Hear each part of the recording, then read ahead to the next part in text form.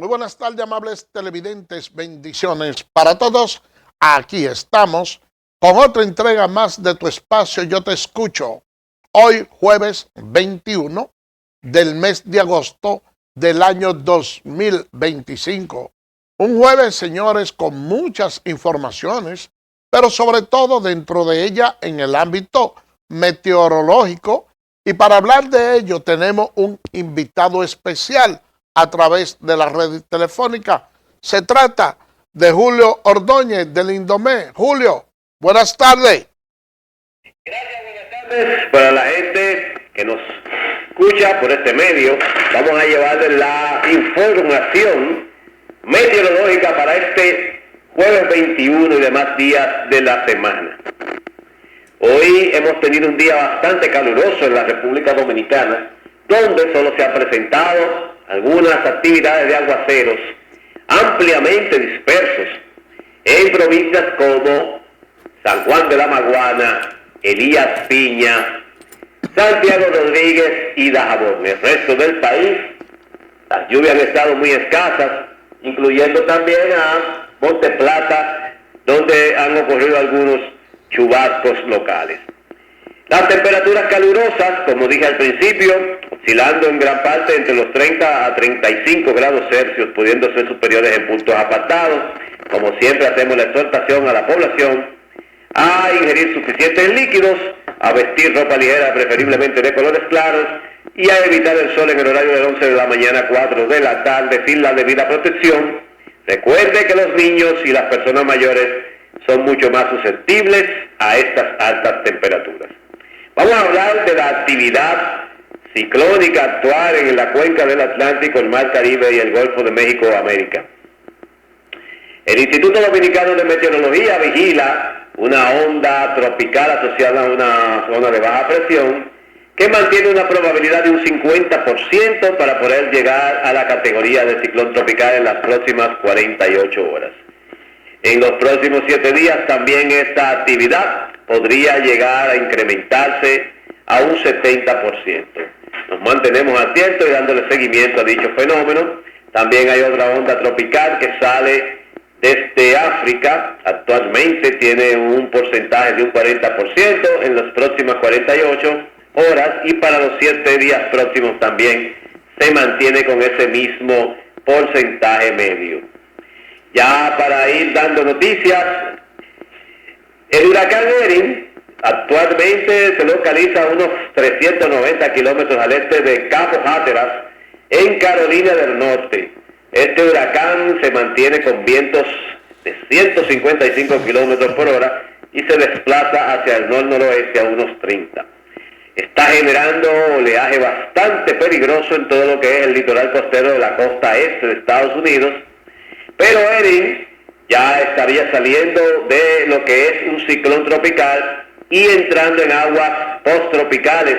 Mañana Erin podría ser un ciclón posttropical. Y otra zona que está a unos 2.160 kilómetros al suroeste de las Azores es una baja presión que no encontrará condiciones favorables para su desarrollo. Actualmente tiene un 30%, pero se estará moviendo en una zona bastante desfavorable para un posible desarrollo ciclónico. Tanto Eris como esta zona de observación no representan peligro para la República Dominicana. Vamos a hablar de mañana viernes y el próximo sábado, iniciando la semana, el fin de semana. Mañana viernes vamos a continuar con este patrón de pocas lluvias. Las temperaturas siguen calurosas a nivel nacional. Y el sábado, iniciando el fin de semana, sí vamos a tener la presencia en horas de la tarde de una activa onda tropical.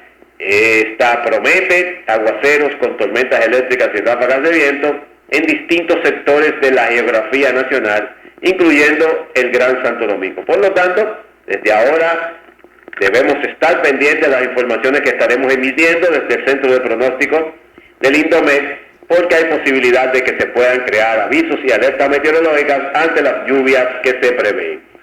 Ya para terminar, las costas de nuestro país, tanto la atlántica como la caribeña, no tienen ningún impedimento para el disfrute de las playas, así como la navegación en general. Esto es todo. Muchísimas gracias. Julio Ordóñez. Gracias, Julio, por ese informe tan detallado relacionado con el tiempo. Miren, señores, yo me había prometido para sí mismo, aunque no lo manifestara aquí, tratar de dejar aislado el tema de los apagones.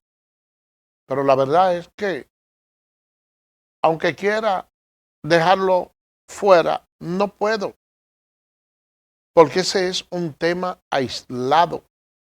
Ese es un tema que nos está golpeando bastante y nosotros no podemos dejarlo aislado.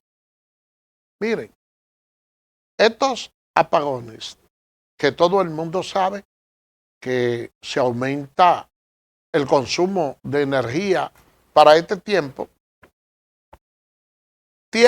guarda relación con una serie de desperfectos que se produjeron en algunas de las plantas. Y pudiéramos nosotros decir que por tratarse de algo que tiene que ver con cierta mecánica, a veces se tornan impredecibles. Pero yo lo que he podido notar es, porque hay quien dice que la dicha tiene categoría histórica, el azar tiene categoría histórica, y casi siempre favorece a las personas grandes, pero también hay coincidencia. Y yo he notado que casi siempre que Celso Marrancini está al frente del sistema energético, entonces él tiene como esa mala vibra de que le explota la bomba en la mano y se encuentra en medio de este tipo de dificultades.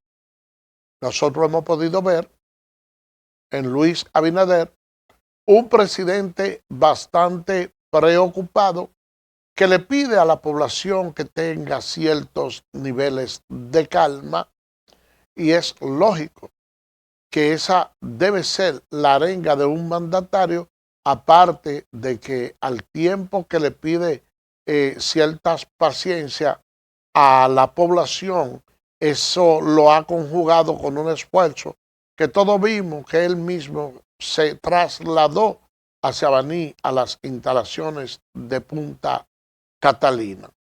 Pero a veces no solo hace falta la intención, sino que también hace falta un poquito de acción.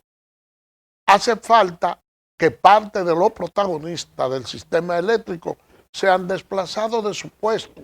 Hace falta un poco de gerencia en lo que es la aplicación de las medidas disciplinarias. Yo le digo esto y me voy a referir de manera especial a Residencial Amalia. Esa es una zona donde la gente paga la luz. Es un residencial de clase media y la gente en ese sentido está organizado. Pero hay lugares de ese sector, como es el Abepo,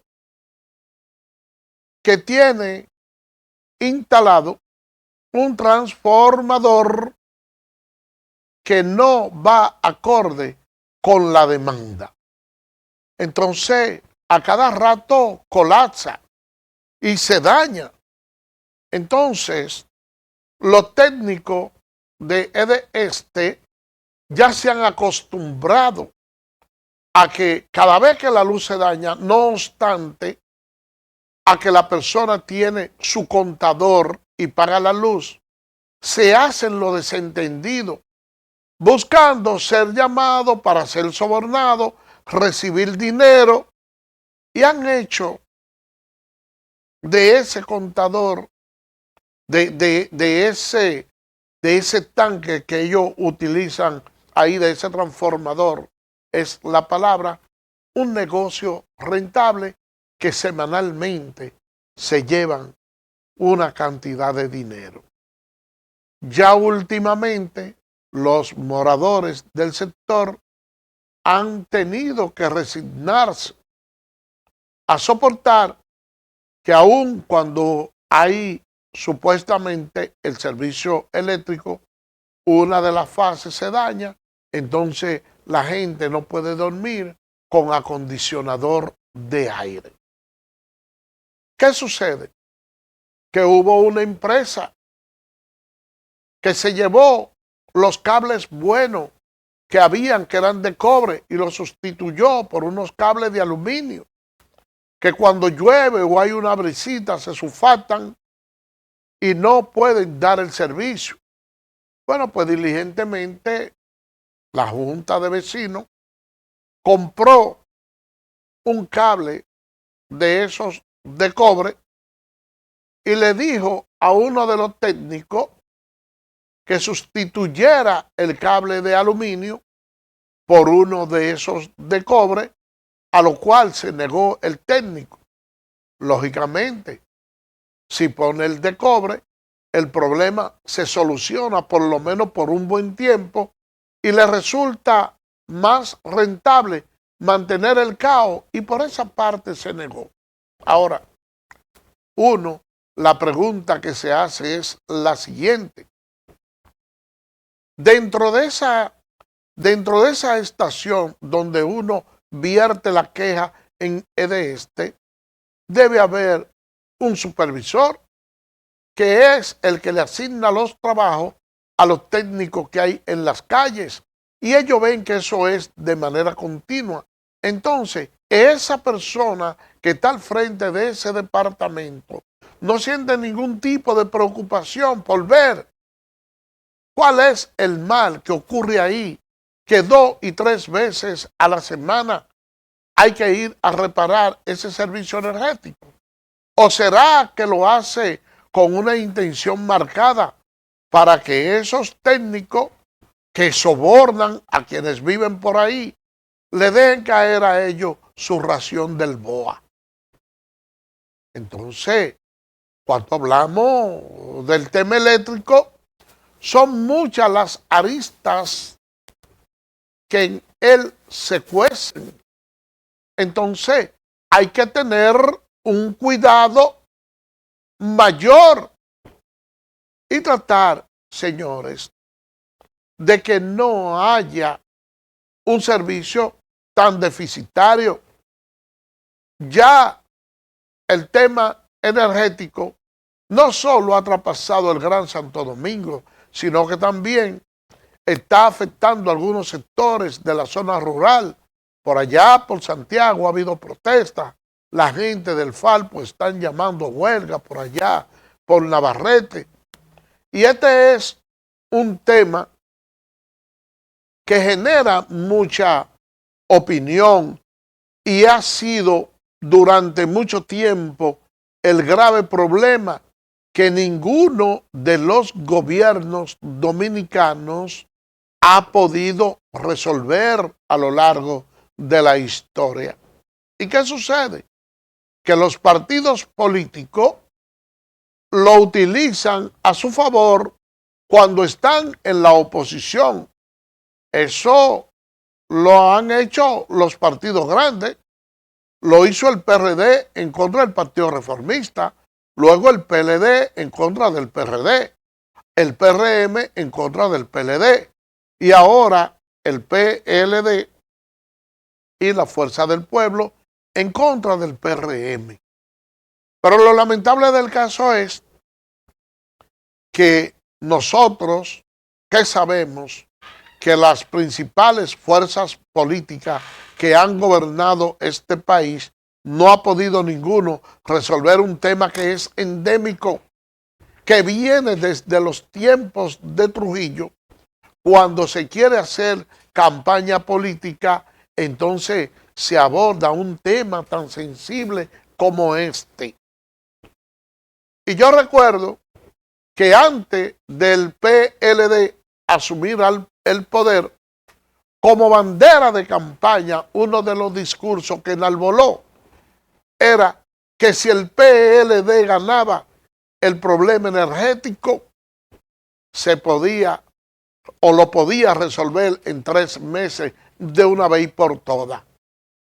No obstante a eso, el PRD y el PRM si nosotros los conjugamos, han hecho 16 años de gobierno, 8 del PRD, ahora vamos para 8 del PRM, el PLD gobernó durante 20 años y el problema que dijo que resolvía en 3 meses, no lo resolvió en esos 20 años. Sin embargo, en el día de hoy, y pese a los avances que hemos tenido, el señor Celso Marrancini ha sido blanco de mucha crítica por parte de los partidos de la oposición, porque ha dicho que la estabilidad en el sistema eléctrico pudiera conseguirse dentro de 4 meses. Oigan bien, él ha hablado de la estabilización ahora en 4 meses, que no haya tantos apagones, y eso ha generado mucho ruido, mientras que otros prometieron resolver eso en 3 meses. Lo que indica, señores, que todos los gobiernos, los pasados y el actual, en el tema energético, han sacado nota en rojo y le han quedado a deber a la República Dominicana. Vamos a hacer una pausa y regresamos en breve.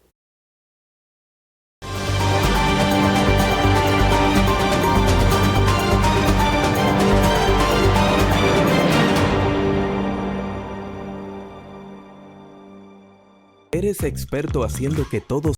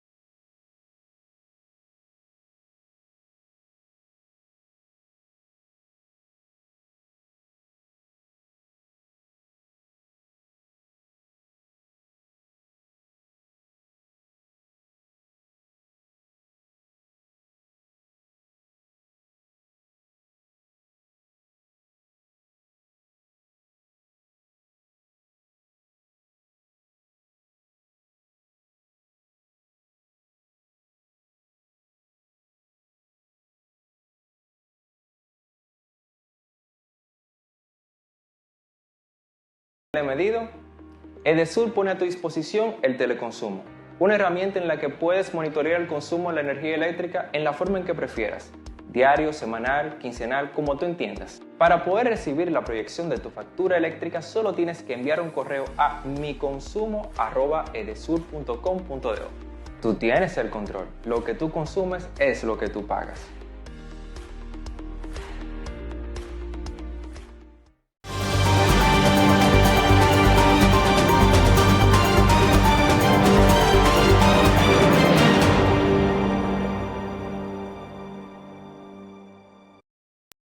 Gracias por permanecer con nosotros. Miren, en el día de hoy se suspendieron las audiencias en la segunda sala de la Corte de Trabajo del Distrito Nacional porque hacía falta la presencia de un juez.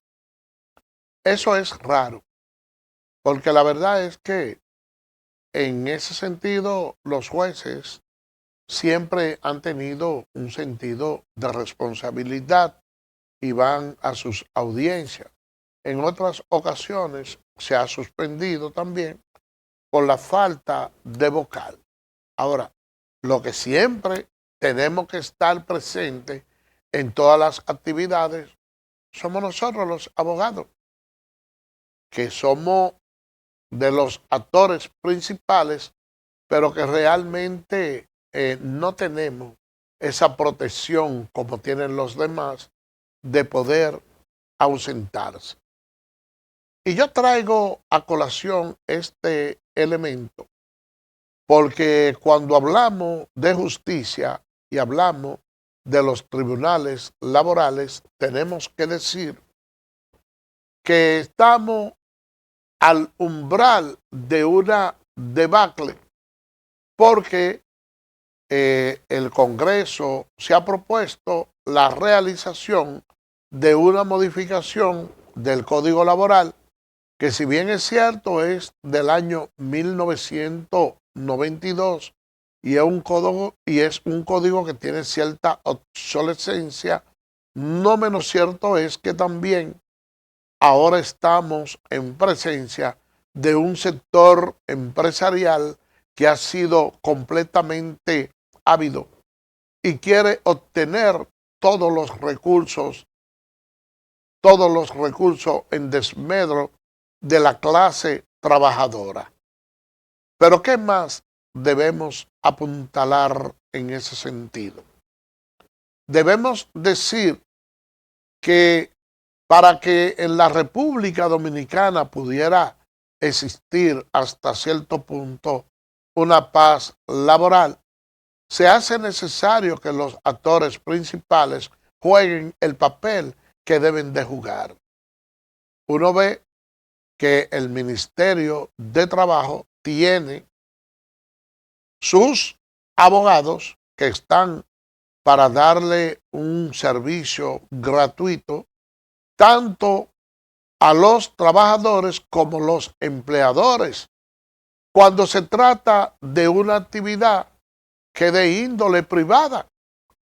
En cierto aspecto, no es necesario que el Estado esté brindándole un servicio de abogado a empresarios que producen cantidades de dineros y que pueden pagar ese servicio público. Eso incluso que pueden pagar su servicio. Eso incluso va en desmedro hasta de la propia clase del derecho. Y ustedes entenderán que no, porque se le está supliendo trabajo desde el mismo Estado. Y que también hay defensores públicos.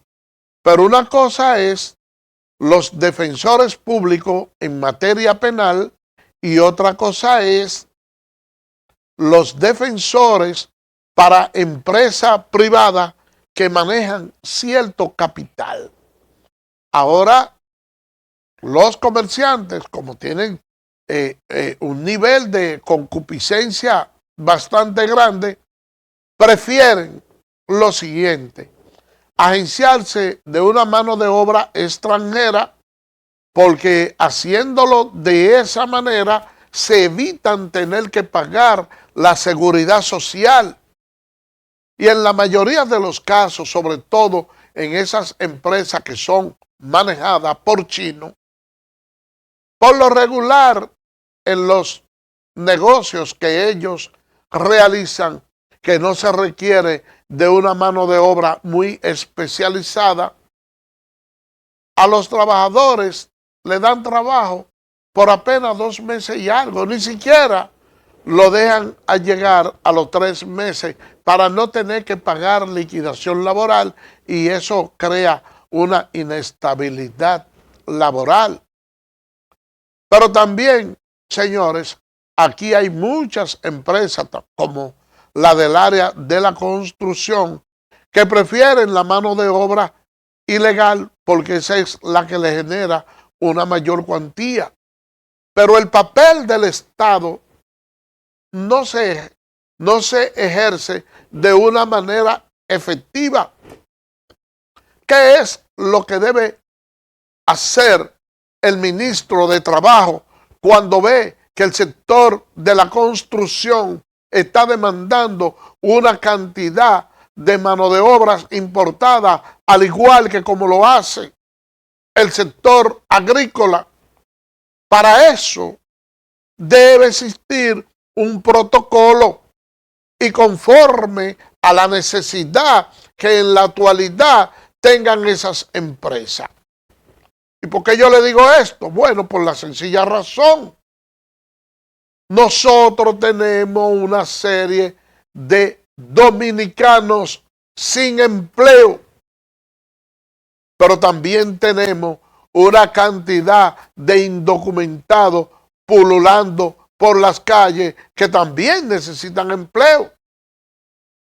¿Y por qué hay que permitirle al sector de la construcción, al sector de la agricultura, la importación de mano de obra de nacionales haitianos si en el país ya estamos sobrepasados de la carga que necesitamos?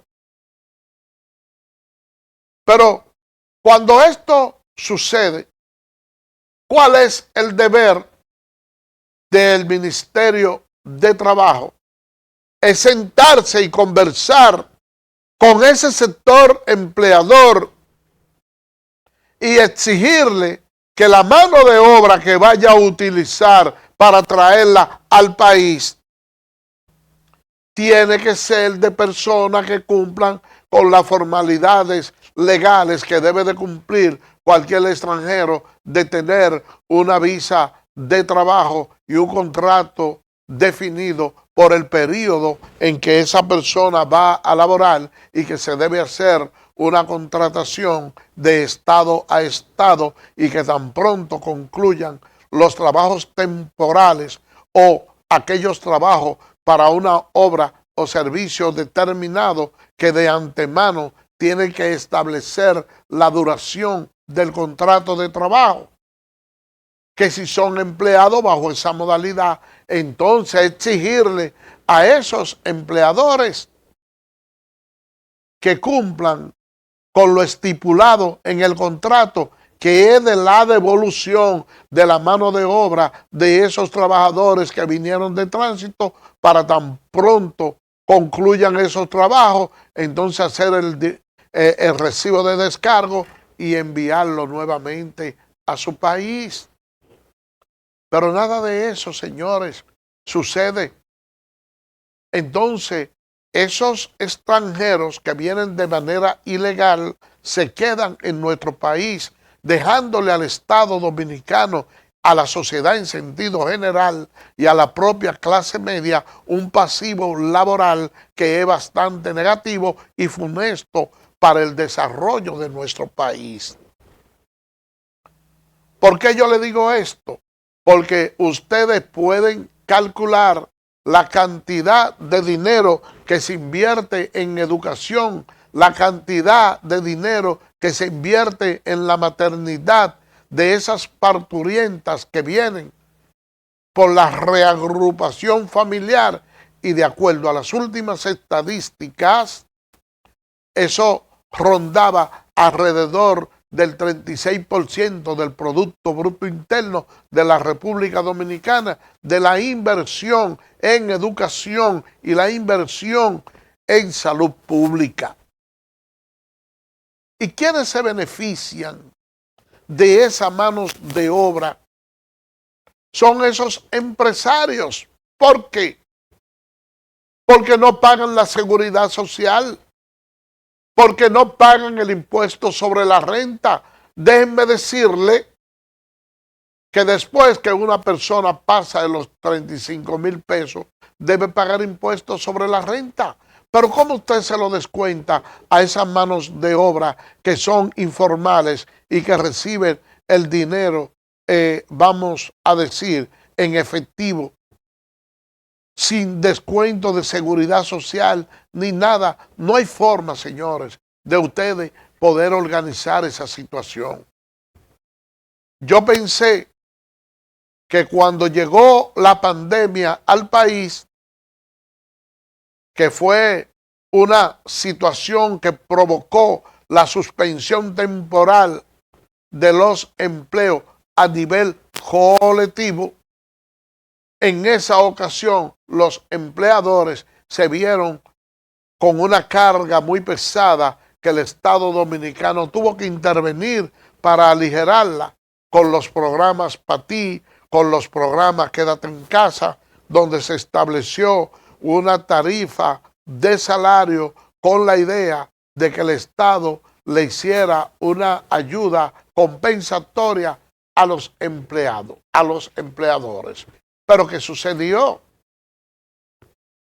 Que para poder calificar y entrar dentro de ese renglón, se hacía necesario en primer término que esas empresas estén legalmente constituidas, que esas empresas cumplan con el voto de la ley y los registros que ante el Ministerio de Trabajo debe de llevarse, así como también la planilla del personal fijo y el pago de la TCS. Cuando eso ocurrió, quedó prácticamente al desnudo, porque la mayoría de los empresarios, en más de un 75%, no podía cumplir con esas formalidades. Pero ¿qué hace el Estado Dominicano? Bueno, el Estado Dominicano hace lo que tenía que hacer y asume una participación, pudiéramos decir, paternalista a favor de esas empresas. Pero si ya el Estado en un momento dado tuvo que erogar recursos a nombre de muchas de esas empresas que quedaron evidenciadas que no cumplían con las formalidades legales, yo pensé que tan pronto pasara el tema de la pandemia, como ha ocurrido ahora, el Ministerio de Trabajo, a través de los diferentes inspectores que tiene en su seno, iba a empezar a visitar todas y cada una de esas empresas para obligarlo, no motivarlo, para obligarlo a que cumplan con el voto de la ley y tengan los registros de todos esos personales. Pero señores, no ha sido así. Los empleadores siguen cometiendo los mismos errores, pero que redundan en sus beneficios, y nosotros, la población, la clase trabajadora, lo poco que estamos organizados, tenemos que cotizar y trabajar a favor de aquellos que no lo están. Y lo grande del caso es que ni siquiera lo estamos haciendo por nuestros compatriotas, sino por personas extranjeras.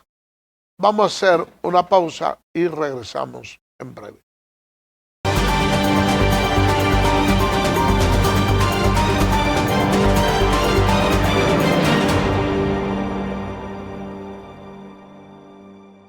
¿Eres experto haciendo que todo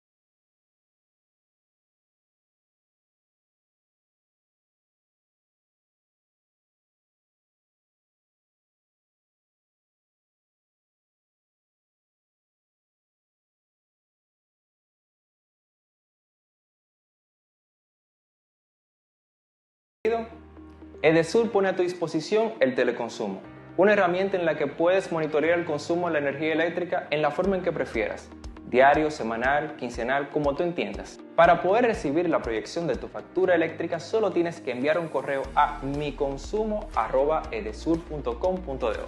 Tú tienes el control, lo que tú consumes es lo que tú pagas.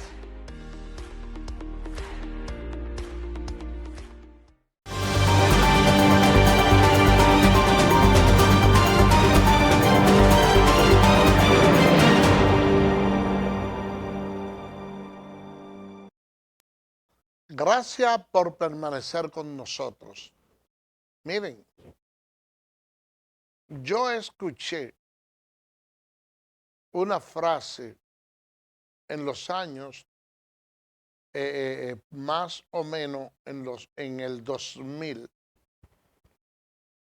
que decía que no importa que una persona fuera un profesional connotado en cualquier materia, si no tenía manejo de la informática, se iba a convertir en un analfabeto funcional. Señores, y cuando yo escuchaba que no importa que tú fueras profesional y fuera bueno como tal, si no estaba acorde con la informática, entonces tú ibas a lucir como una persona analfabeta. Bueno, pues yo no lo creí y le digo que hoy en día esa es la realidad. Ustedes saben que los tiempos van cambiando. Y en la medida que las sociedades van avanzando, la gente tiene que ir evolucionando con el tiempo. Y realmente los animales y los seres humanos que más tiempo pueden durar son aquellos que pueden evolucionar en la misma medida que lo hace el tiempo. Y es que ahora, señores, en los tribunales se está trabajando de manera digital. A diferencia de otros tiempos, un abogado se sentaba en su oficina, redactaba un expediente y tenía que producir por lo menos 3 copias. Hacía con esas 3 copias, usted iba donde el secretario y el secretario tomaba eso y le hacía un acuse de recibo, le entregaba a usted un acuse y dejaba 2 en el tribunal, uno que era para el tribunal y otro para la parte contraria, y de esa manera entonces se garantizaba ciertos niveles de equidad en el proceso y la persona y la vista hacía fe de que lo que se depositó ahí es sobre lo que realmente se va a debatir. Ahora no. Ahora usted va a muchos tribunales y lleva su expediente y ¿qué hace? Bueno, le escanean esos documentos y le entregan a usted una sola copia. Usted va con una copia y usted se trae su copia y el tribunal no tiene nada de papel, sino todo digital. ¿Qué sucede con eso? Que usted tiene que estar pendiente a un correo electrónico. Ahora, el ejercicio del derecho para un abogado que podía hacerlo en la oficina de su casa o en cualquier lugar de manera informal, ya eso son cosas del pasado, porque usted se ve obligado a tener una computadora, a tener un correo para que le lleguen las informaciones. Yo conozco abogados que iban a determinado centro de eso de informática, redactaban su demanda ahí, iban y la depositaban ellos mismos y no tenían oficina. Daban la dirección de una marquesina de su casa o lo que sea y podían hacerlo, ya no. Y hay también abogados que tienen una determinada edad, que al ser un trabajo que no requiere de ese esfuerzo físico y mientras mayor edad tiene una persona, más experiencia, bueno, pues podía ejercerse de esa manera, pero ya no. Ya usted necesita obligatoriamente usted tener un correo electrónico para poder recibir todas esas notificaciones, pero aparte de eso, estar monitoreándolo. Porque a usted le pueden depositar a través del correo cualquier documentación y usted no darse cuenta, y el día del proceso, si usted no revisó el correo, entonces usted tiene problemas ahí. Eso también redunda, pudiéramos decir, dentro del desarrollo, en una ventaja. Porque usted no tiene que hacer todo ese, invertir todo ese tiempo en papel.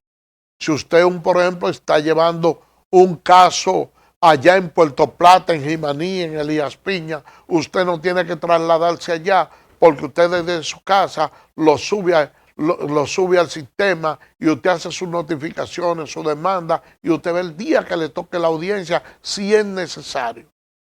Porque también pudiera estar efectuándola de manera virtual. Ahora bien, no todo es gloria. ¿Y por qué yo le digo que no todo es gloria? Bueno, yo conozco de caso de que un abogado tiene que depositar un documento determinado y va y lo lleva y lo deposita en el tribunal, en el centro de atención al cliente.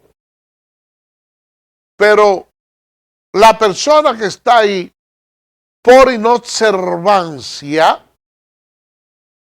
comete el error de enviar ese documento a una sala que no le corresponde.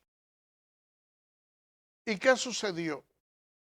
Eso fue en el caso de una reapertura de los debates que hay que notificársela a la contraparte para después, la reapertura de los debates. Déjeme explicarle porque esto es televisión y uno también tiene que educar a los amigos televidentes. Si usted tiene un proceso y fue al tribunal y lo concluyó,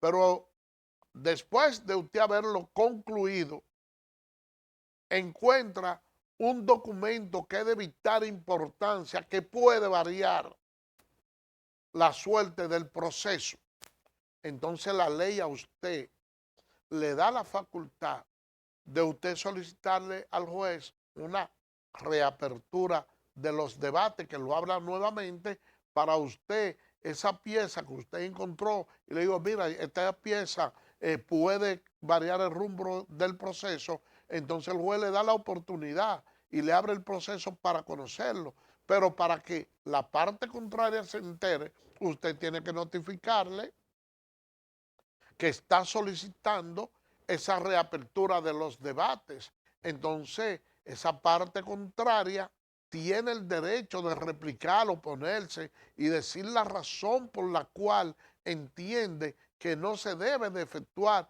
esa reapertura de los debates. Pero el juez, por un asunto de prudencia procesal, la ley establece que si usted solicita la reapertura, tiene que notificársela a las partes. Usted viene y se la notifica y lleva el depósito de su notificación. Mira, deposítamele eso al juez de que yo cumplí y le di la oportunidad a la parte contraria mía para que se venga a defender. Pero el que recibe el documento en el centro viene y lo manda a otra sala o a otro lugar que no es el que le corresponde. Al momento del juez visualizar el expediente, no se entera que usted le notificó a la parte contraria, aunque tenga la reapertura, y viene y le falla en contra, porque no tiene la notificación. Y yo conozco de un caso que ocurrió así. Y condenaron a una empresa a pagarle 600,000 y pico de pesos a un trabajador. Ya eso es un dolor de cabeza, porque hay que buscar la consignación de un duplo para evitar un embargo, y uno muchas veces se pregunta y dice, ok, un mal de esta naturaleza, ese trabajador que está ahí, que por lo regular es una persona pobre y probablemente tampoco lo que hizo fue cometer un yerro, no es que ha tenido el ánimo de Candy de afectar a un empleador, pero se cometió un error. ¿Qué vamos a hacer con eso? sencillamente la parte afectada pagar esa cantidad de dinero, cosa que no hubiese ocurrido con el método antiguo, porque el que lleva el proceso va y deposita directamente dentro del tribunal y en los plazos que le da la ley. Bueno, pues sencillamente, señores, ya eso son cosas del pasado. Y es por eso que la gente debe ir adecuándose a los nuevos tiempos, pero que el espacio para la persona, aun cuando tenga una profesión que se encuentre laborando en el país, se encuentra con muchos entuertos que se le va cerrando la brecha. Hay una brecha digital que muchas personas de edad les resulta muy difícil poder adaptarse, sobre todo tomando en consideración lo que se llama la era digital. Miren, vamos a cambiar de tema. Yo le decía los otros días que el tema del barrilito y del cofrecito que reciben los senadores y los diputados ha sido visto por mucha gente como algo innecesario. Y yo particularmente entiendo que los legisladores no están para estar recibiendo dádiva para compra de voluntades y sobre todo para agenciarse favores políticos. Esa es una verdad lapidaria, pero que básicamente surte mayor efecto en los países donde hay cierta institucionalidad y el Estado tiene la posibilidad o cumple con el papel que verdaderamente le corresponde y los programas sociales son unos programas que son eficientes. Quienes impusieron el tema del barrilito fueron los legisladores del PLD como una manera de agenciarse cierto artículo y de una forma u otra hacer ese clientelismo político. Pero ya eso es una realidad. Y si ya es una realidad y hay unos fondos que están destinados para esa persona, que yo hago el mea culpa y digo que siempre lo critiqué y entendí que era un asunto de, lo veía como honorable el no recibirlo, hoy me doy cuenta que eso o se elimina por completo o se debe aceptar por todos los senadores y por todos los diputados. Yo digo eso porque el senador de la provincia, haciendo gala de honestidad, dijo que él no iba a recibir ese dinero del cofrecito o del barrilito, y yo lo aplaudí. Y dije, ojalá que todos fueran como él y que ninguno lo recibiera. Pero ¿qué sucede?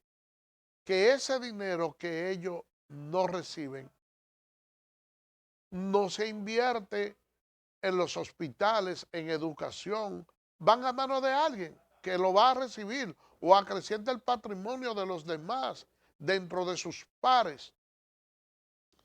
Pero yo viendo la rendición de cuenta que hizo el joven Omar Fernández en estos días, digo que tiene sentido que ellos lo tomen, porque él incluso con ese dinero ayudó a la solución de muchos problemas sociales en algunos sectores, incluso una comisión de veedores para determinar que se le dio un uso pulcro a esos recursos. Y yo digo por ejemplo, la cantidad que podría tocarle al senador de la provincia en lo que le queda de periodo, que todavía le quedan 3 años, que son 36 meses. Que se olvide ya de los 60 meses que él dejó de recibir esos recursos y que empiece a tomarlo ahora. Y que abra en los diferentes municipios una oficina senatorial. Y si quiere, que ese mismo dinero que él deja ahí lo lleve a esos centros y que lo traduzca en ayuda, que cuando van personas que están prácticamente desahuciados porque en los hospitales públicos no hay cama para esa gente que tienen un pie diabético y que necesitan comprar sus medicamentos, que se lo done a esa gente. Que hay que hacerle una operación del corazón a una niña que se gasta qué sé yo cuántos miles y la familia no puede hacerlo, que lo utilice como una dádiva y se lo dé a esa familia y ayude a salvar vida. Entonces, de esa manera, sin que se vea como una postura clientelista, se puede ayudar en un país donde hay tanta deficiencia. Miren, para acuñarle el tema, los vendedores de libros de texto que están en la calle Duarte dicen que la venta de los libros están un poco lenta, aunque ellos dicen eso todos los años. Yo entiendo que eso se debe a que el INAVIE ha venido haciendo un trabajo encomiable y le ha estado dando los útiles escolares, incluyendo zapatos, merienda y comida a todos los niños y todas esas partes, y todo eso está bien. Pero parte de los recursos que pudiera tener un senador y un diputado pudiera ser para encarar temas nobles como ese y ayudar a algunas personas. Cuando ustedes van a nuestro país a un hospital traumatológico, ustedes se dan cuenta que muchas personas tienen que salir con la mano en la cabeza a pedir o a buscar dinero para hacerse una placa en un lugar o para comprar cualquier herramienta, porque el hospital no cuenta con esas indumentarias. Lo lógico sería que todo ese dinero que se da de cofrecito y de barrilito se le agregue a salud pública. Y hablo de manera específica a salud pública y no de educación, porque educación tiene un presupuesto que nunca lo ha agotado por completo. Pero yo estoy plenamente seguro que salud pública sí lo agotaría, porque la cantidad de problemas que hay en este país, y ustedes ven algunos programas que de una forma u otra la gente llama para ver si aparece alguien que tenga un corazón bondadoso y lo ayude a comprar una receta, las llamadas llueven por raudales. Entonces, esos fondos, señores, esos fondos, señor senador de la provincia, utilícenlo de esa manera, recíbalo, no se lo eche al bolsillo si usted no quiere, pero ayude a la gente de la provincia, que dentro de la provincia hay muchas necesidades y muchas personas que cifraron sus esperanzas en usted como senador y que hoy se sienten desamparados, no solo por el Estado, sino por usted también. Señores, por el día de hoy hemos llegado al final. Será mañana, Dios mediante, cuando estaremos con otra entrega más de tu espacio Yo Te Escucho. Así que, bye bye.